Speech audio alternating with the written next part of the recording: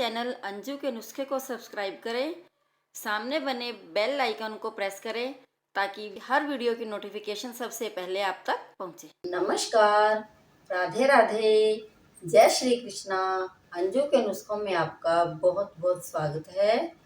तो आज मैं आपको इस वीडियो में जो निर्जला एकादशी 21 तारीख दिन सोमवार को आ रही है, उसकी जो पूजा विधि है और कथा है, वो मैं आपको इस वीडियो में दिखाने जा रही हूँ कि किस प्रकार से हम जो सरल विधि, छोटी से छोटी सूक्ष्म पूजा जो हम घर में करते हैं और मैं किस प्रकार से करती हूँ, वो मैं आपको आज इस वीडियो में दिखाने जा रही हूँ।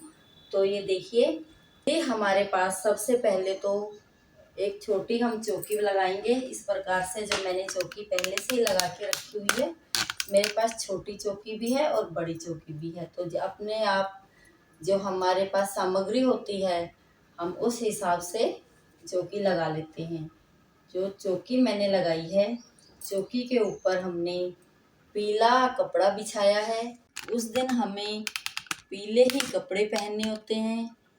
पीला क्योंकि जो हमारे नारायण जी हैं पीताम्बर, उनको बहुत पसंद है, तो इसीलिए हम पीला कपड़ा पहनते हैं और पीला वस्त्र जो इनका आसन है हमने पीला लगाया हुआ है और पीले ही हम इनको फूल चढ़ाते हैं।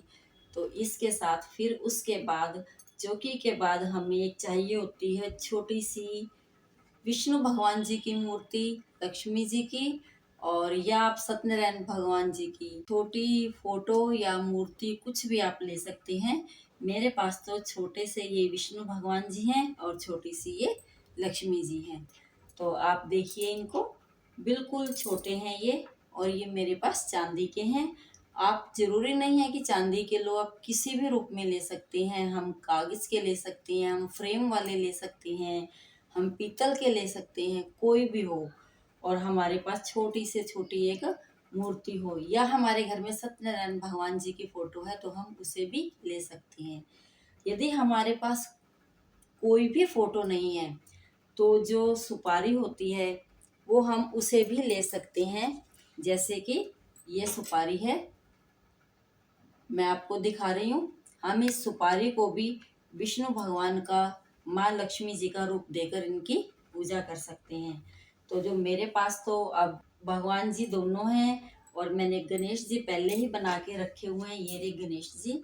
और उसके बाद हमें जो मेरे पास तो सामान था, ये कोड़ी है जो समुद्र मंथन में जो निकलती है, वो मैंने जो मेरे पास थी वो मैंने रख दी है। कोई ज़रूरी नहीं है कि आपके पास ये चीज़ें नहीं हैं।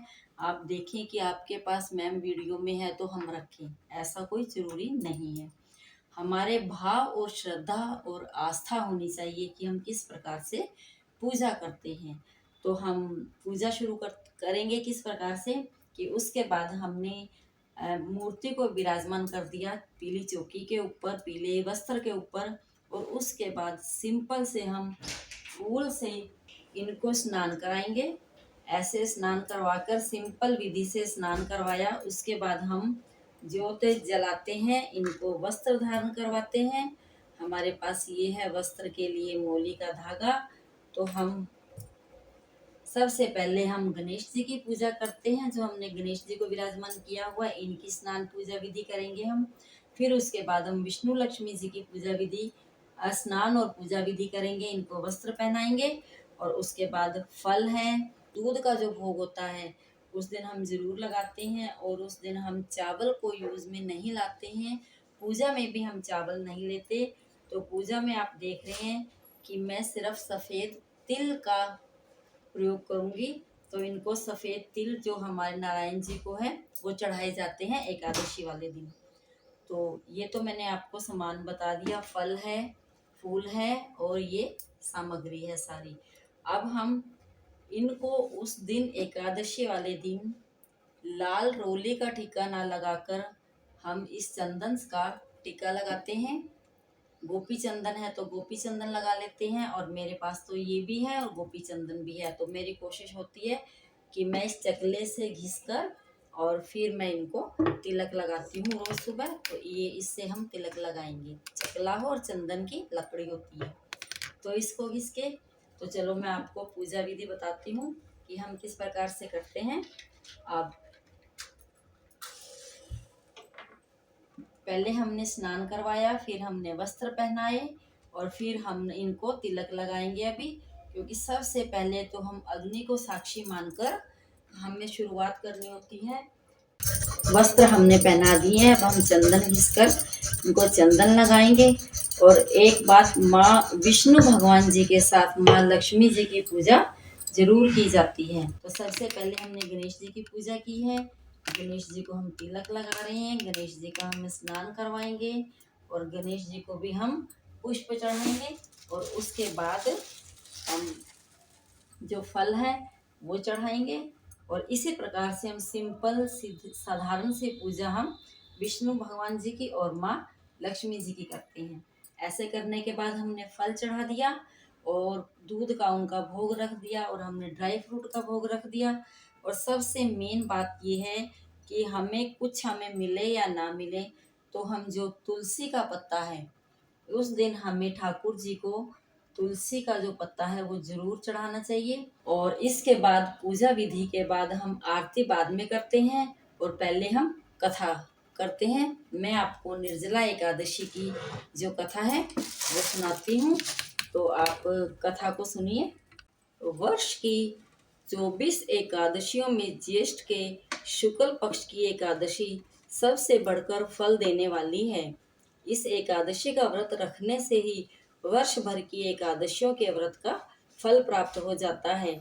इस एकादशी में एकादशी के सूर्य उदय से द्वादशी के सूर्य उदय तक जल भी न ग्रहण करने का विधान होने के कारण इसे निर्जला एकादशी कहते हैं। ज्येष्ठ मास में दिन बहुत बड़े होते हैं और प्यास भी अधिक लगती है। ऐसी दशा में इतना कठिन व्रत रखना सचमुच बड़ी साधना का काम है। इस एकादशी के दिन अपनी शक्ति और सामर्थ्य अनुसार ब्राह्मणों को अनाज, वस्त्र, छतरी, फल, जल से भरे कलश और दक्षिणा देने का विधान है। सभी व्यक्ति प्राय मिट्टी के घड़े अथवा सुराही, पंखों और अनाज का दान तो करते ही हैं, आज के दिन मीठे शरबत की भी प्याऊ लगाते हैं। अधिक मात्रा में सतत भोजन करते रहना भीमसेन की एक बहुत बड़ी कमी थी। एक दिन भीमसेन ने व्यास जी से पूछा, हे पितामह, माता कुंती, भ्राता युधिष्ठिर, अर्जुन, नकुल, सहदेव और द्रौपदी आज सभी एकादशियों का व्रत करते हैं और मुझे भी अनाज खाने को मना करते हैं, परंतु मैं उनसे कहता हूँ कि भाई, भक्ति पूर्वक भगवान की पूजा आदि तो मैं कर सकता हूँ और दान भी दे सकता हूँ, परंतु भोजन के बिना नहीं रह सकता। इसके उत्तर में व्यास जी ने कहा, हे पांडुपुत्र भीमसेन, यदि तुम नरक को बुरा और स्वर्ग को अच्छा समझते हो तो प्रत्येक मास की दोनों एकादशियों को अन्न मत खाया करो। तब भीमसेन ने कहा, हे पितामह, मैं तो पहले ही कह चुका हूँ कि मैं भोजन के बिना नहीं रह सकता। यदि वर्ष भर में कोई एक ही व्रत हो तो मैं रख सकता हूँ। मेरे पेट में व्रक नाम वाली अग्नि है। मैं अन्न के भोजन बिना पूरा उपवास तो क्या, एक समय भी बिना भोजन किए नहीं रह सकता हूँ। अतः आप मुझको कोई ऐसा व्रत बताइए जो वर्ष भर में केवल एक बार ही करना पड़े और मुझको स्वर्ग की प्राप्ति हो जाए।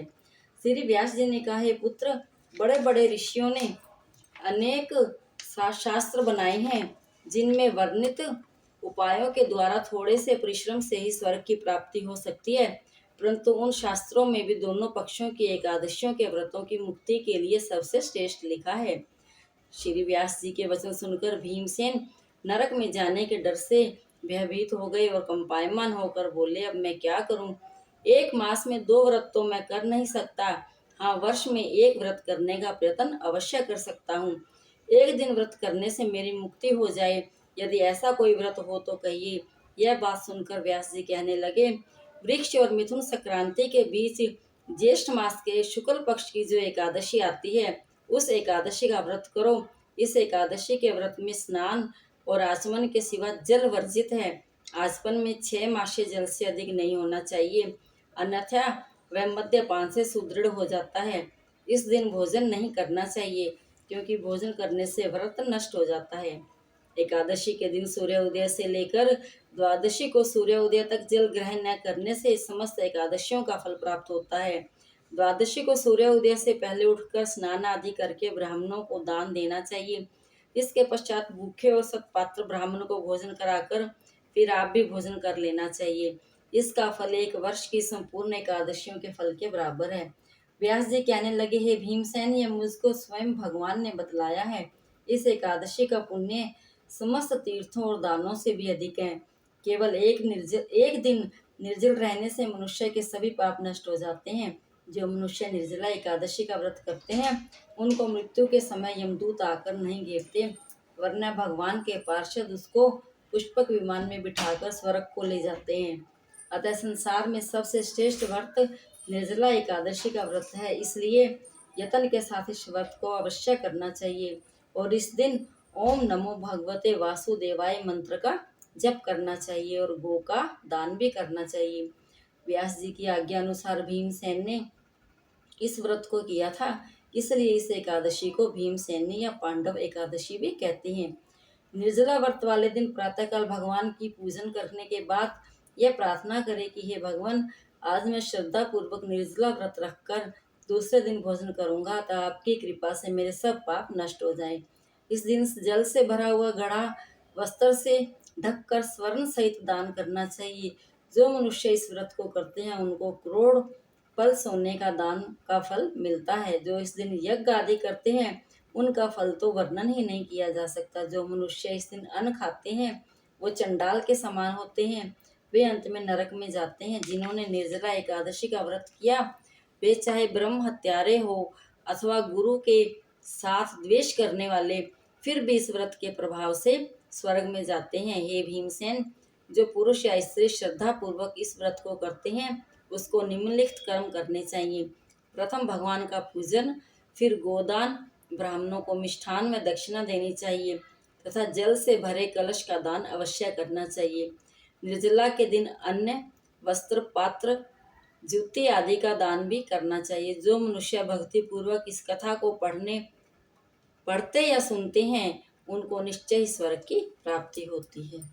तो मैंने आपको बिल्कुल सरल विधि और मैंने आपको निर्जला एकादशी की कथा सुनाई है।